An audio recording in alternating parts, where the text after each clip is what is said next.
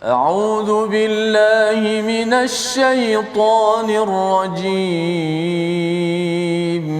بسم الله الرحمن الرحيم.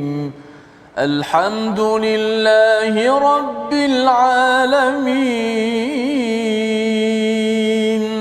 الرحمن الرحيم مالك يوم الدين إياك نعبد وإياك نستعين اهدنا الصراط المستقيم صراط الذين أنعمت عليهم غير المغضوب عليهم ولا الضالين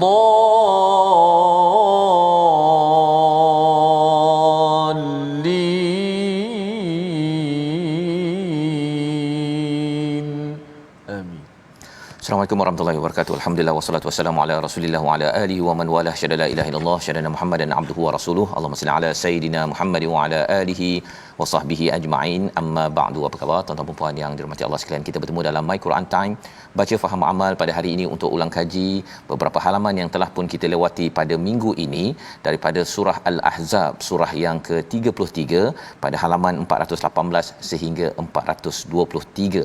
Dan pada hari ini kita bertuah untuk sama-sama kita bersama dengan bintang ilmuwan kita untuk sama-sama kita menggali lebih lagi permata daripada Al-Quran bersama Al-Fadil Ustaz Muzaffar Suki. Apa khabar Ustaz? Alhamdulillah sihat. Okay, alhamdulillah. Ya, ahlan wa sahlan. Dan juga Ustaz Tirmizi, apa khabar?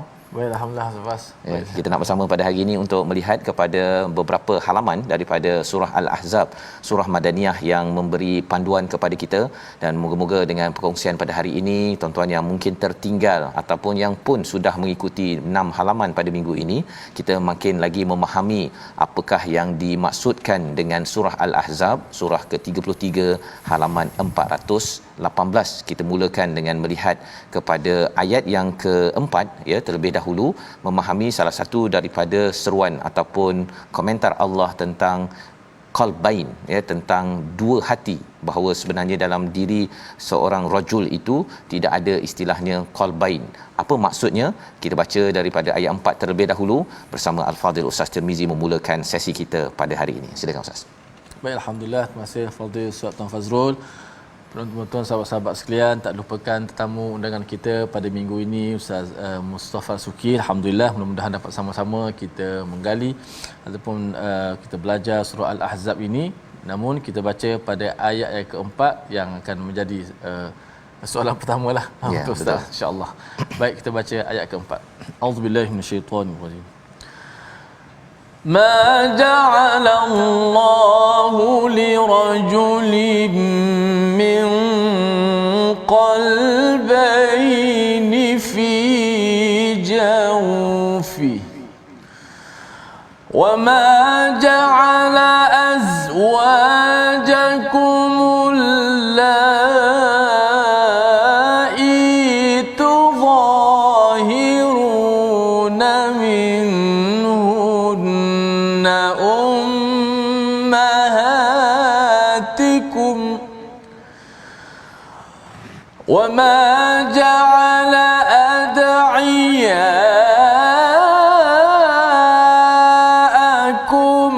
أبناءكم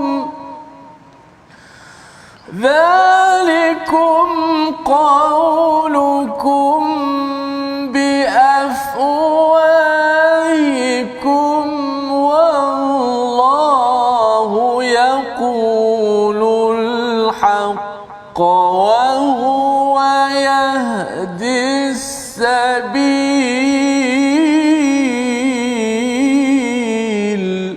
صدق الله.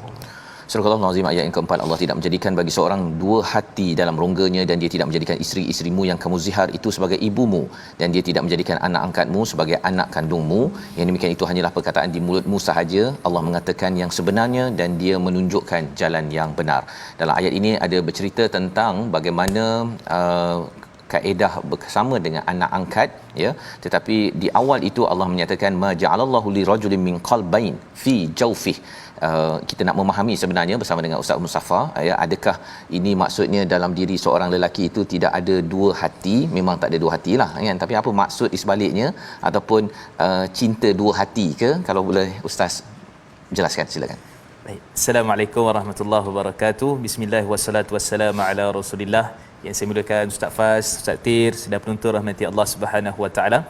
Masya-Allah, rupanya sedar tak sedar dah ada 10 malam terakhir, dah 21 juzuk kat atas dah. Masya-Allah, hebat, alhamdulillah.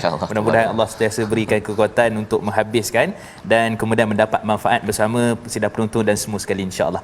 Baik, jadi bila kita sebut perkataan qalb ni, ada orang terjemah jantung, ada orang terjemah hati. Tapi kita kata sebenarnya tengok kepada tujuan ayat itu, kalau dia lebih fokus kepada kiasan, nak bawa maksud redha, nak bawa maksud kebaikan, nak bawa maksud tak ada hasad dengki, maka hati lebih tepatlah. Tapi kalau nak fokus kepada sudut sainsnya pun, jantung pun boleh juga. Jadi itu secara umumnya. Dan bila sebut tentang dua hati ni, kata Al-Imam At-Tabari rahimahullah, bila disebutkan tentang perkataan qalbain ini, dia sebenarnya hati ini dia tak boleh berkumpul dua benda yang negatif dan positif. Itu maksud asalnya.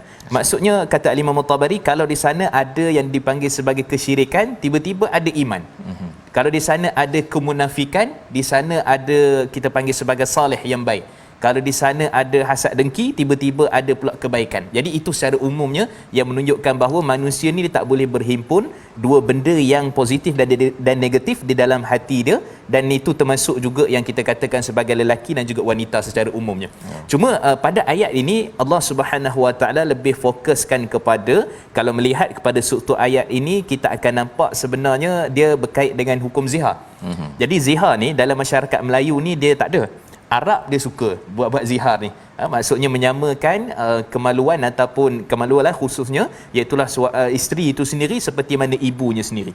Itu secara umumnya. Dan dalam masyarakat kita, walaupun hukum ini ada, tapi praktikal orang Melayu jarang berlaku benda ni. Cuma masyarakat Arab pada zaman jahilah, mereka kalau tak puas hati sikit dia zihar, tak puas hati sikit dia zihar kepada isteri dia. Dan sebab tu sebenarnya kalau kita melihat keseluruhan ayat ataupun surah ini sendiri, dia boleh ditujukan khitab ataupun tujuan ayat itu kepada tiga kelompok, kepada Nabi itu sendiri, kepada isteri-isteri Nabi, dan juga kepada orang-orang beriman secara khusus, ataupun kita kata pengajaran yang kita nak ambil itu. Dan pada ayat ini bila sebut qalbain ini juga, sebenarnya bila mana berkait dengan zihar pun kamu kena urus dengan cara yang terbaik. Sebab dalam hati ni, bila satu orang dia marah, takkan mungkin ada rasa cinta. Ini kenapa kamu ziharkan isteri kamu ni? Sebab saya cinta dia lah. Mustahil, kan? Jadi di situ sebenarnya kasih sayang itu juga, kalau sayang dia sayang, kalau cinta dia cinta, kalau benci dia benci, kalau marah dia marah. Itu maksud sebenar daripada ayat ini, seperti mana disebutkan oleh ramai para ulama. Dan Imam Qurtubi bila menyebut ayat ini dinukilkan daripada Imam Zuhri, sebenarnya bila kita sebut tentang zihar ni, dia tak boleh menyamakan isteri, maksudnya ada dua perempuan dalam satu tempoh masa, yang ni haram, yang ni halal, tiba-tiba kita nak samakan. Jadi bila samakan tu, maka dia jadi haram dua-dua. Maksudnya wanita pun itu, yang isteri pun tak boleh, melainkan dia ada kafarah dia lah kalau nak kembali semula, dan juga perbincangan di kalangan para fuqaha. Dan menarik juga last, pada akhir, pada perkataan rajul, lelaki. Kenapa tak difokus kepada wanita? Ada lelaki sahaja. Ada lelaki sahaja, kan? Sebenarnya tak mustahil bagi seorang lelaki ada dua hati secara fizikal. Tapi bagi wanita tak mustahil. Kenapa? Kerana dia ada kandungan anak dia tu, dan sebab kandungan itu dia punya dua hati, dua perasaan, dua jantung hati, dan benda itu boleh berlaku dalam kehidupan manusia. Sebab tu ayat ni fokus untuk lelaki. Maka lelaki kena jaga betul-betul perasaan bagi wanita yang ada anak yang dikandung dan sebagainya. Maka di sana ada hukum, jangan dizihar pula waktu itu, jangan diceraikan pula waktu itu. Maka di sanalah menunjukkan bahawa hati itu negatif dan positif itu takkan bersatu, dan yang paling terbaik adalah iman itu yang dipupuk dan menjauhi kesyirikan. Itu hati yang satu yang sebenar. Baik, terima kasih ucapkan pada Ustaz Mustafa untuk menjelaskan tentang ayat keempat ini, dan bukannya dengan kefahaman yang salah kalau katakan di sini dikatakan li rajulin, pada lelaki tak ada dua hati, pada perempuan ada pula dua perasaan. Bukan begitu cara memahaminya, ya, tetapi ini adalah bercakap tentang hukum sebentar tadi. Tidak mungkin perkara haram dan perkara halal itu disatukan dalam satu hati manusia ataupun seorang insan lelaki tersebut. Jadi ini adalah panduan kepada kita kita daripada surah Al-Ahzab pada halaman yang ke-418, dan kita ingin melihat lagi pelajaran seterusnya pada halaman 419, di mana pada ayat yang ke-13 kita ada melihat kepada satu perkara tentang aurat di dalam rumah Nabi, ya. Jadi kita baca dahulu ayat 13 ini, dan kemudian kita nak melihat apakah panduan berkaitan dengan aurat, tentang penyakit hati, adakah ianya hanya pada zaman Nabi, dan bagaimana pengurusan hati ini. Kalau tadi Qalbain pun cakap pasal hati, kali ini sekali lagi pasal hati pada ayat yang ke-13 bersama Ustaz Tirmizi. A'udzubillahi minasyaitanir rajim. وَإِذْ قَالَت طَّائِفَةٌ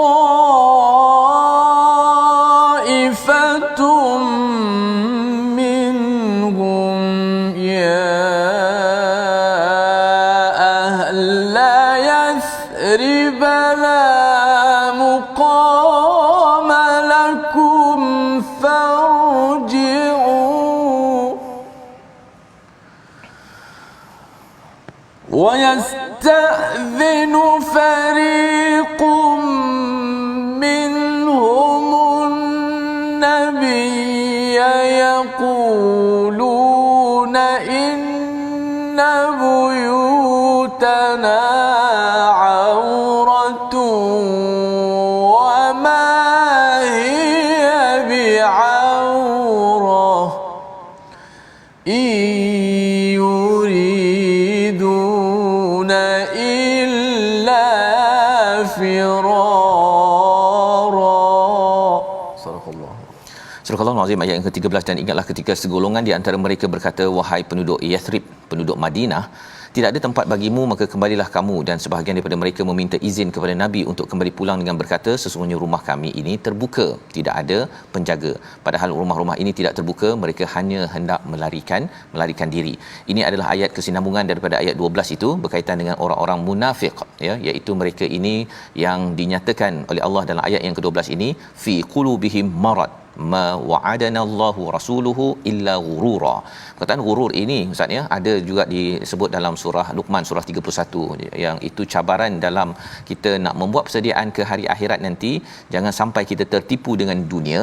Dan di sini ada ghurur yang dinyatakan, dan mereka memberi satu ayat ataupun satu excuse, ya, pada ayat yang ke-13. Kalau boleh ustaz jelaskan bagaimana juga ianya diaplikasikan pada zaman sekarang. Ada ke lagi orang-orang yang berperangai macam ini untuk kita jauhi bersama? Silakan.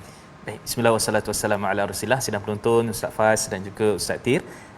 Ayat ini sebenarnya kalau kita tengok dia daripada ayat 12 sampai ayat 19 ni cerita tentang orang munafik. Bagaimana dalam peperangan Ahzab ni, kalau kita tengok salah satunya dia punya tujuan utama itu ialah ketika mana Nabi datang ke Madinah. Kemudian Nabi menjadi pentadbir, Nabi menjadi pemimpin, Perdana Menteri. Tiba-tiba orang yang lain tu seakan-akan dipinggirkan. Maka orang munafik pada waktu itu mereka rasa ni tak boleh jadi ni. Maka kalau kita melihat pada sudut sejarahnya, maka Bani Sa'ad, Bani Nadir dan banyak lagi kelompok-kelompok Yahudi, maka mereka itu juga termasuk dalam ingin bersatu untuk menyerang Nabi itu kembali, dan termasuk juga dalam konteks Madinah itu mereka nak serang lah, kerana Madinah itu konteks mudahnya kita kata Nabi lah, Mekah itu adalah kafir Quraisy yang mana pada waktu itu mereka saling untuk menjatuhkan Nabi SAW. Dan bila kita sebut pada ayat ini, rupanya bila Allah sebut tentang penyakit hati, Allah sebut kaitkan pula dengan perangai yang mereka minta excuse disebabkan hati sakit tu, daripada peperangan, daripada kita kata apa, mengerjakan kebaikan dan sebagainya, ya, orang munafik. Maka pada waktu itu kata Syekh, kata Imam At-Tabari rahimahullah, mereka ni jadi sebab sakit hati, jadi tak puas hati ni kerana 3 sebab. Pertama, kerana mereka syak kepada agama. Yang kedua adalah kerana mereka tidak yakin. Dan yang ketiga adalah kerana mereka tidak disyarh, maksudnya tak dilapangkan dada mereka untuk menerima Islam ataupun menerima kebaikan.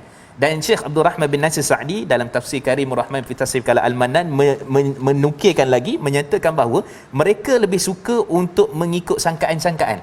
Yang ni tak cantik, ikut Nabi apa semua ni tak bagus, kita sangka yang lain lebih baik untuk diikuti. Maka kalau kita tengok syariat pada hari ini, pengurusannya boleh kita dapat simpulkan ramai orang pada hari ini secara umumnya dia menolak syariat, menolak perkara yang asasnya itu panduan, tapi dia tolak. Contoh, kalau kita tengok, buat apa hantar anak pergi sekolah agama nanti tak makan? Contoh. Ataupun kita kata ni menutup aurat apa semua ni, buat apa? Ini semua fashion, patutnya kita kena ke depan. Islam tak maju kalau macam ni. Kemudian yang ketiga, kita ni kalau nak buat daripada sudut marketing, apa salahnya kalau tipu-tipu sikit, helah-helah sikit supaya nanti cepat laku, supaya nanti apa yang kita buat tu okey. Ataupun dalam kepemimpinan sebagai contoh, ni kalau kita rasuah ni kan benda biasa, kalau kita tak rasuah macam mana nak dapat projek? Jadi sebenarnya rasuah tu benda biasa. Jadi semualah perkara ini kita akan nampak itulah antara ciri-ciri orang munafik, ciri-ciri orang yang tak dilapangkan dadanya, dan ciri-ciri orang yang tidak yakin tentang agama dan hukum Islam itu sendiri. Itu yang berlaku kepada orang munafik, dan itulah yang berlaku realiti pada hari ini yang kita bimbang dan kena patah balik kepada apa yang sepatutnya jadi panduan, iaitulah Al-Quran. Masya-Allah, itu adalah penerangan tentang ayat 13 sebentar tadi. Kalau katakan berkaitan dengan seruan untuk peperangan tadi kan, berperang tadi itu, tetapi rupa-rupanya kumpulan munafik ini beri excuse ya untuk melakukan kebaikan, dan aplikasinya dalam kehidupan kita seharian ini, perjuangan kita selain daripada di medan perang itu, perjuangan untuk memastikan hidup halal dalam rezeki, dalam kita mengamalkan apa sahaja suruhan daripada agama ini, ada orang yang bagi excuse Ustaz ya, cuba untuk menyatakan tidak yakin tentang menutup aurat boleh menambahkan produktiviti kan, tetapi tak ada masalah pun kan. Cuma bagi orang yang suka mencari ataupun tidak dilapangkan sebentar tadi dalam hal agama ini, dia rasakan bahawa kaedah berfikir dia itulah yang betul ya, bukannya panduan yang dibawakan oleh Al-Quran daripada Nabi Muhammad sallallahu alaihi wasallam. Padahal sebenarnya Nabi adalah sebagai uswatun hasanah yang dinyatakan pada ayat 21 halaman 420, dan uswatun hasanah itu apa maksudnya? Kita baca dahulu ayat 21 sebagai panduan kita bersama pada hari ini. Silakan Ustaz. Surah Al-Ahzab ayat yang ke-21. A'udzubillahi minasyaitonirrajim. لقد كان لكم في رسول الله أسوة حسنة لمن كان يرجو الله واليوم الآخر وذكر الله كثيرا. صدق الله. Sesungguhnya telah ada pada diri Rasulullah itu teladan yang baik bagimu, iaitu bagi orang yang mengharapkan rahmat Allah dan kedatangan hari kiamat, serta yang banyak mengingati Allah Subhanahu Wa Taala.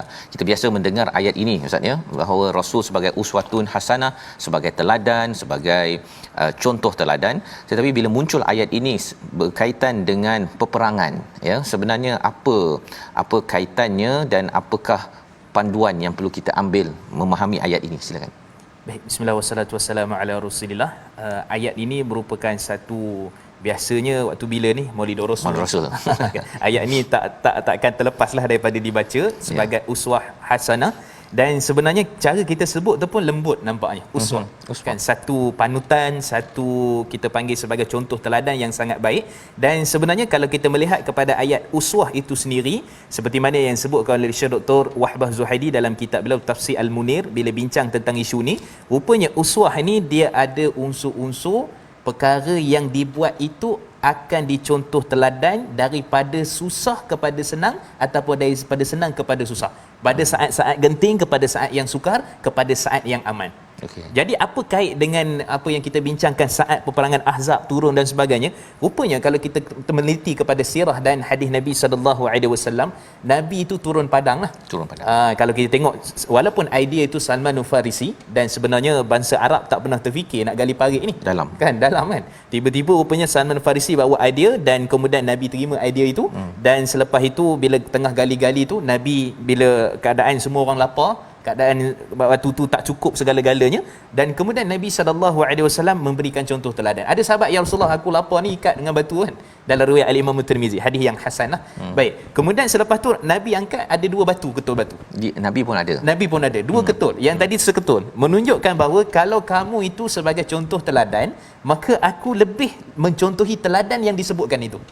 Jadi di sinilah menunjukkan bahawa perkaitan antara peperangan itu, waktu sukar, waktu susah, waktu berhadapan dengan musuh, maka Nabi tetap menjadi contoh teladan walaupun dalam apa keadaan sekalipun. Maka itu dipanggil uswah.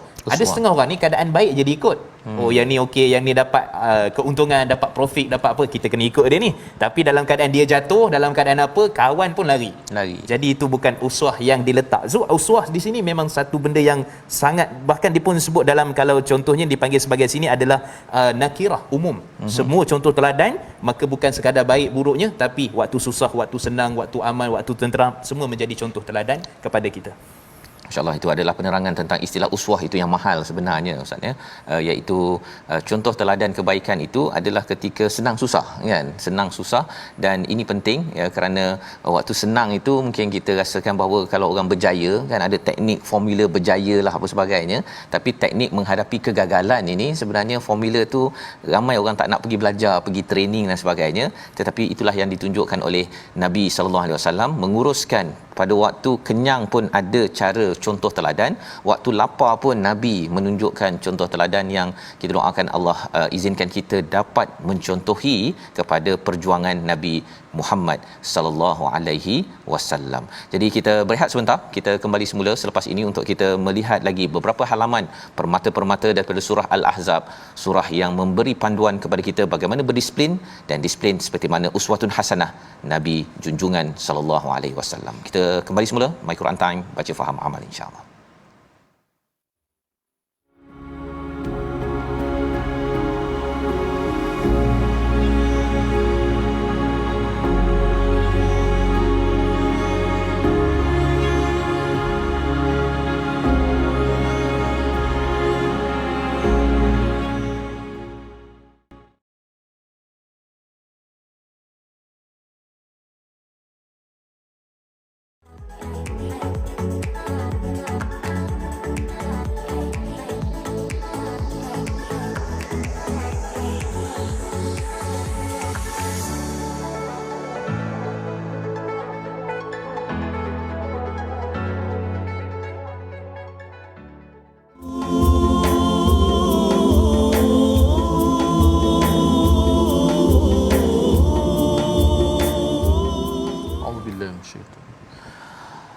يا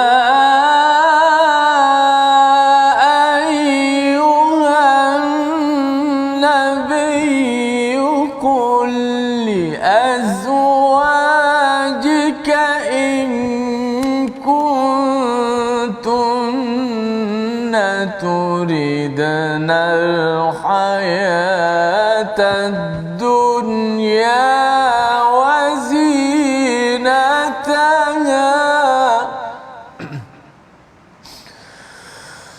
إن كنتن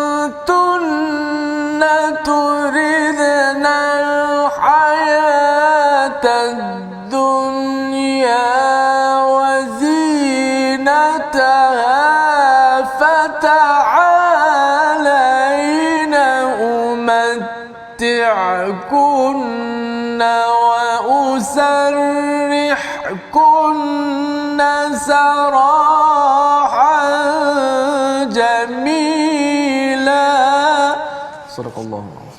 Kembali kita dalam My Quran Time baca faham amal. Pada hari ini kita mengulang kaji halaman 418 hingga 423 bersama Al-Fadhil Ustaz Mustafa Suki dan juga Ustaz Tirmizi pada hari ini. Dan ayat sebentar tadi adalah ayat 28. Wahai Nabi, katakanlah kepada isteri-isterimu, jika kamu inginkan kehidupan di dunia beserta perhiasannya, maka kemarilah agar kuberikan kepadamu mut'ah dan aku ceraikan kamu dengan cara yang baik. Ini adalah perkataan daripada Allah Subhanahu Wa Taala, firman Allah yang amat mencabar sebenarnya sebenarnya Ustaz ya. Satu ialah disampaikan kepada nabi ya. Kalau boleh Ustaz jelaskan macam mana bila ya ayuhan nabi, ya ayuhan nas, ya ayyuhallazina amanu, dan dalam ayat ini ya ayuhan nabi ya. Tetapi lebih daripada itu ialah bagaimana isi kandungan ayat ini, apa asbabun nuzulnya yang sampai tahap begini nabi kena bagi dua pilihan kepada isteri-isteri beliau. Silakan. Baik, bismillah wassalatu wassalamu ala Rasulillah. Masya-Allah sedang menonton Ustaz Faz, Ustaz Tir. Kalau kita melihat kepada ayat ini, memang satu perkara yang sukar bagi Nabi untuk buat keputusan, bahkan itu adalah arahan perintah daripada Allah, apapun dalam keadaan sukar, dalam keadaan yang terpaksa berbelah bagi, tetap Nabi akan menurut perintah Allah Subhanahu Wa Taala. Maka ayat ini disebut tentang ya ayuhan nabi. Dalam surah Ahzab ni ada 5 tempat Allah 5 sebut tempat. ya ayuhan nabi. Pada ayat yang pertama, ayat 28, ayat 45, ayat yang ke-50 dan ayat yang ke-59. Jadi menunjukkan bahawa dia adalah salah satu daripada sikap kepemimpinan Nabi itu sendiri dalam pengurusan. Bahkan sebenarnya maksud Nabi itu adalah an-naba'. Naba' ni satu berita yang penting. Berita tu bukan sekadar Nabi bawa berita, tetapi sebenarnya berita itu mungkin menyebabkan Nabi kehilangan sesuatu. Mungkin melibatkan Nabi SAW kena buat lepas ni lebih lagi. Maka itu yang dipanggil sebagai Nabi. Jadi Allah seru, wahai yang nak menerima berita yang besar, wahai Nabi itu sendiri. Maka dikatakan di sini, kalau kita melihat bahawa Allah Subhanahu Wa Taala sebelum tu sebut juga, kalau kita perhati pada ayat yang ke-30 dan juga pada ayat 32, ya nisa an-nabi. Ya, nisa an-nabi. Kan, maksudnya dua ayat saja yang sebut tentang wahai isteri-isteri Nabi, wahai ummul mukminin. Tapi 5 ayat di sini sebut ya ayuhan nabi, khusus untuk Nabi itu sendiri. Maka kalau kita melihat apakah sebenarnya di sebaliknya, begini sebenarnya kisah dan ceritanya. Ketika mana dalam peperangan Ahzab ni, rakyat umat Islam ataupun Nabi itu sendiri dalam keadaan yang serba kekurangan. Dengan penuh ke makanan tak cukup dan sebagainya. Tetapi setelah mendapat daripada ghanimah, harta daripada perang itu sendiri, harta yang kita kata daripada jihad itu sendiri, maka pada waktu itu sebenarnya isteri-isteri Nabi pun susah. Dan sebelum perang tu pun memang susah. Dalam riwayat Imam Tirmizi kata Sayyidatina Aisyah, pernah dapur kami ni tak pernah berapa hari tak pernah berasap. Nabi sendiri pun tak ada makanan. Jadi bila dapat sikit ni, ibarat katanya tambahlah sikit bajet dapur. Tu kan. Tambahlah sikit ya Rasulullah bajet dapur kan. Jadi bolehlah kita makan ni sikit. Sedap sikit lah kan. Rupanya pada waktu tu bukan satu benda yang apa dimurkai.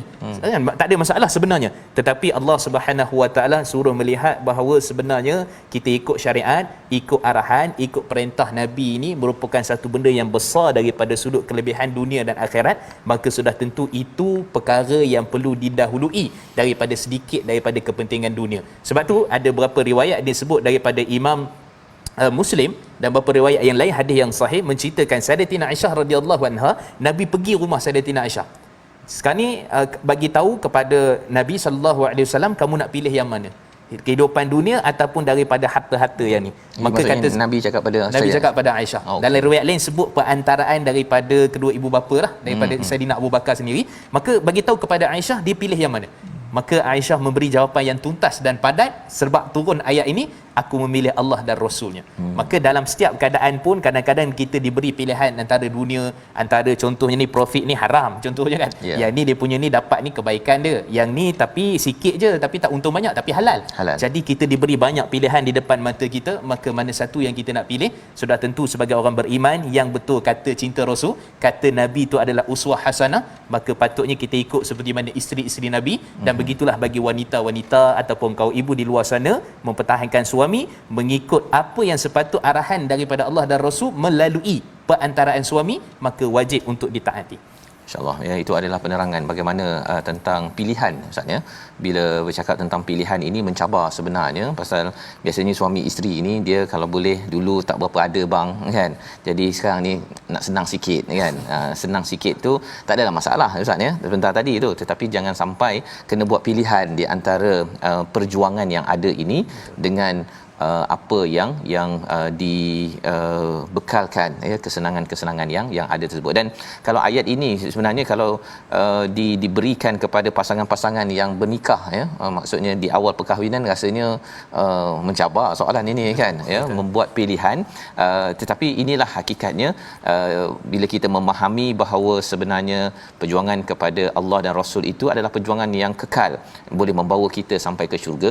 Kalau tidak, kita khawatir kita bahagia di sini buat sementara waktu tetapi tidak terus sampai ke akhirat sana.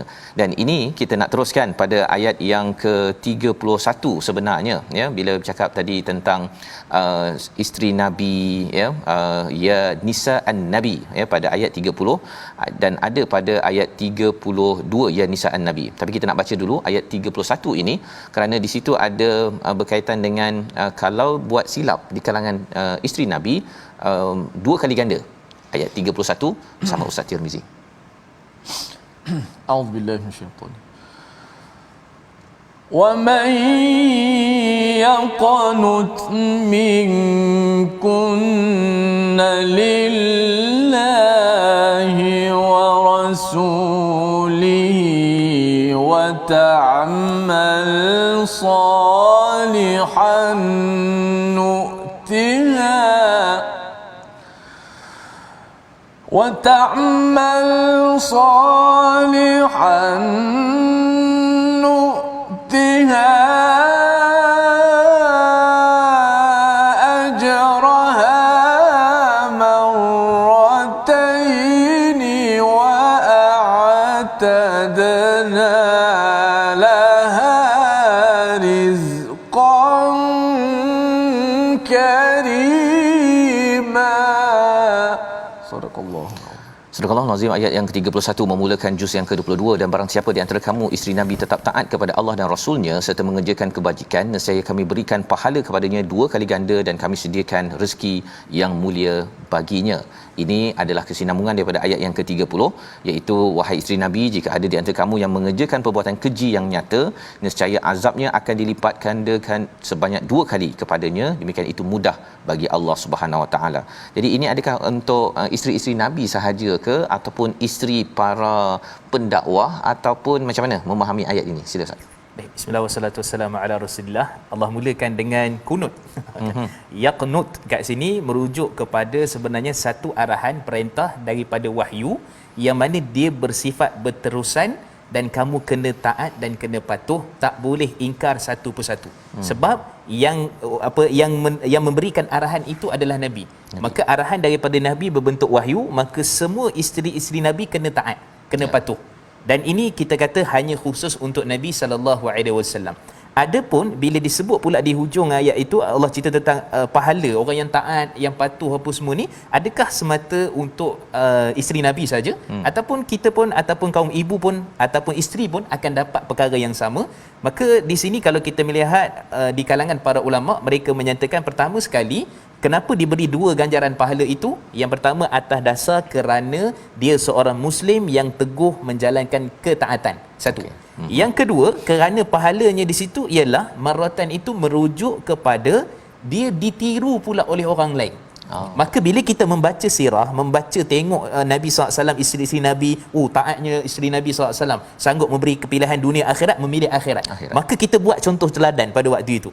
Maka mereka mendapat pahala yang mengalir. Dan kata Al-Hafiz Imam Ibn Kathir, maksud juga maratan itu adalah syurga itu sendiri. Apa kaitan dengan kehidupan kita pada hari ini? Jadi kalau kita melihat secara umumnya, sesiapa yang mana menerima arahan daripada suami dan arahan itu datang daripada Allah dan Rasulnya, maka yang tu wajib ditaati tanpa ada apa-apa untuk kita bantah. Tapi kalau arahan itu mungkin bersifat benda-benda yang mungkin tak betul, tak tepat, maka situ ada ruang untuk isteri bincang balik. Atau isteri untuk menyatakan patutnya yang betulnya macam ni bang, masuk perbincangan yang baik. Dan kemudian barulah kita nampak dalam hadis riwayat Imam Ahmad, kata Nabi sallallahu alaihi wasallam, hadis yang hasan, mana-mana isteri yang taat, yang amal soleh, dia puasa, kemudian dia menjaga kemaluannya, dia mendirikan salat, jaga semua berkait dengan suami, maka pilihlah mana-mana pintu syurga yang dia kehendaki. Dan pintu syurga tu maksudnya pahala yang bertambah-tambah kat situ. Dan pula contoh teladan pula bagi orang-orang lain. Tengok bagusnya isteri dia ni taat betul pada suami, bagus, dia akan dapat juga marwatain di situ. Marwatain.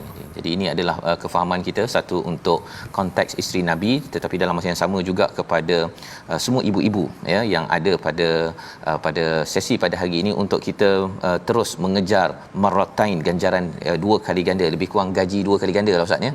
Gaji 2 kali ganda daripada kebiasaannya, tetapi sudah tentunya ada cabaran yang tersendiri ya. Dan cabaran itulah, kalau katakan kita tambah sikit Ustaz ya, ada setengah dia kata kalau dia berkahwin dengan si suami ini, tapi suami ni kuat sangat memegang agama kan, berjuanglah, tolong orang. Kita bang dulu cukuplah ni kan, kita tak payah tolong orang sangatlah, kita je lah kan, buat apa nak tolong orang miskin, anak yatim dan sebagainya. Ada isteri ibu yang dia rasa macam dia tak sokong suami, ataupun dia kata tak apalah, saya tak naklah berada bersama dalam keluarga ini. Jadi apa komen Ustaz tentang satu sikap bila merasakan bahawa komitmen pada agama itu sebagai satu perkara yang kalau saya tak suka, saya berpisah ajalah, macam mana tu? Baik, bismillah wassalatu wassalamu ala rasulillah. Itu pentingnya yang istilah orang selalu panggil bernikah di jalan dakwah. Kan? Dia sebut bernikah di jalan dakwah ini sudah menerima, dan kemudian pada waktu itu dia faham tugas-tugas suami dan sebagainya. Dia sebenarnya bukan isu dakwah juga. Contohnya juga macam isteri suami seorang askar di perbatasan, jarang balik. Suami itu mungkin travel naik kapal, mungkin 6 bulan atas darat, 6 bulan kat laut. Dia dah sedia untuk terima kefahaman itu. Apatah lagi kalau contohnya isteri frontliner, suami pun frontliner, ataupun sebaliknya. Maka dah tahu dah ke mana kedudukannya, macam mana nak bagi tugasan anak-anak dan sebagainya. Maka sepatutnya kita menerima, dan sudah tentu itulah juga termasuk dalam pahala yang mengalir, pengorbanan bagi si isteri terhadap apa yang diperjuangkan oleh suami. Baik, jadi itu adalah kefahaman tentang yaqnut sebentar tadi Ustaz ya. Maksudnya masih lagi patuh ya kepada kebaikan apabila sumbernya daripada Allah dan Rasul. Kalau frontliners tadi masih lagi ya membantu kepada masyarakat, tentera ataupun apa sahaja tugas, antara pasangan itu perlukan saling memahami, dan kalau ia adalah kebaikan kerana Allah dan Rasul, itulah peluang untuk kita mendapat marratain ya, 2 kali ganda ganjaran dan juga rizqan karima, iaitu syurga yang amat indah, yang amat baik, berbanding dengan rezeki yang ada dekat sini. Dapat juga Ustaz ni, dapatlah makan apa sebagainya, tapi janganlah kita kaut semua sekali dekat sini sehingga kan mengabaikan persediaan untuk berjuang sampailah ke akhirat sana nanti. Jadi ini adalah halaman 422. Halaman 423 kita nak tengok sudah tentunya bila bercakap tentang membuat pilihan ini, pilihan yang diberikan oleh Allah dan Rasul perlu diberi keutamaan. Ayat 36 kita bersama Ustaz Tirmizi. A'udzubillahi minasyaitonir rajim. Wa ma kana lil mu'minin wala mu'minatin idza qada Allahu wa rasuluhu amran an yakuna lahumul khiyaratu min amrihim wa man ya'sillaha wa rasulahu faqad dhalla dhalalan mubina. Surah Surah Al-Azim ayat yang ke-36. Dan tidak layak bagi lelaki yang mukmin dan perempuan yang mukmin apabila Allah dan Rasulnya telah menetapkan suatu ketetapan, akan ada pilihan yang lain bagi mereka tentang urusan mereka. Dan barang siapa yang menderhakai Allah dan Rasulnya, maka sesungguhnya dia telah tersesat dengan kesesatan yang nyata. Jadi ini adalah satu lagi penekanan berkaitan dengan istilahnya khiyarah misalnya, tentang pilihan. Kalau boleh Ustaz jelaskan apa maksud khiyaratu min amrihim dalam ayat ini? Adakah pasal isu apa nak makan ataupun nak beli ke apa sebagainya? Apa maksud pilihan yang dimaksudkan di dalam ayat ini? Silakan. Baik, bismillah wassalatu wassalamu ala rasulillah. Pilihan dalam ayat ini sebenarnya kalau kita melihat daripada sudut kenapa ayat ini ada dalam Al-Quran, ada daripada ayat yang ke-36 ini, rupanya ialah riwayat daripada Ibn Abbas ketika mana sahabat Nabi SAW ataupun anak angkat Nabi Zaid bin Harithah, dan pada waktu itu Nabi calonkan beliau ini berkahwin dengan Zainab binti Jahash Al-Asadi, berkahwin. Jadi bila Nabi calonkan itu, maka Zaid ni dia rasa seolah-olah macam tak sekufu. Sebab Zaid ni sebenarnya asalnya bangsawan juga, orang yang ternama juga, tapi disebabkan dalam keadaan tertentu dan kemudian nak berkahwin pula dengan Saidina Zainab, orang yang hebat, maka pada waktu dia rasa macam tak sesuai, tak sekufu lah. Maka dia seolah-olah macam tak suka dengan pilihan Nabi tu, atas dasar dia sendiri tak mampu.